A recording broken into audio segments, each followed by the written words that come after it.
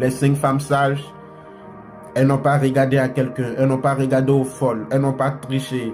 Elles regardaient à l'amour qu'elles avaient pour l'époux. Elles avaient envie véritablement de rencontrer l'époux. Elles se sont préparées en conséquent.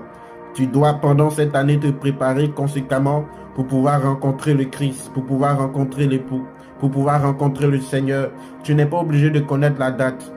Tu n'es pas obligé de connaître le moment pour te préparer. Chaque jour du chrétien, chaque jour de préparation, chaque jour que tu te lèves, c'est chaque jour que tu cherches à te préparer pour le retour du Christ.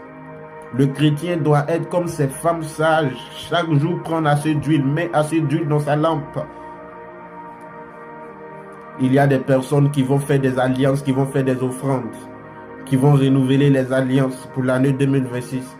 Je vais enlever ça dans votre esprit. Dans Hébreux 11, la parole de Dieu dit que l'alliance que le Seigneur a fait avec nous est une alliance éternelle. Personne ne peut renouveler cette alliance.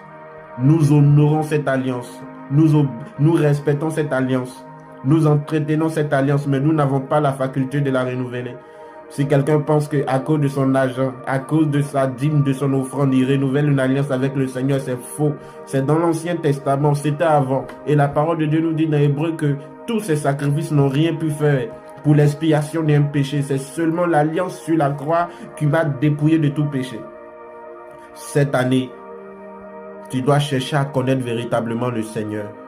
Je dis aux gens toujours pourris, on est là en train de se plaindre. Le Seigneur m'a promis, il m'a pas encore donné.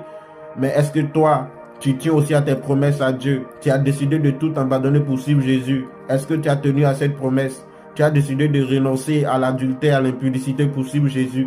Est-ce que tu as commencé à respecter, à honorer toi tes engagements avec Dieu? Mais nous voulons que Dieu respecte ses engagements et nous accusons souvent des gens. Ce sont des faux prophètes, ils nous ont séduits. Je ne les blâme pas. Vous ne connaissez pas, vous ne cherchez pas à connaître Dieu et vous allez être toujours séduits. Vous allez être toujours dupés et trompés par des gens. Parce que aujourd'hui, la majorité des chrétiens ne connaissent pas le Seigneur. Ils connaissent un pasteur. La majorité des chrétiens ne connaissent pas Jésus.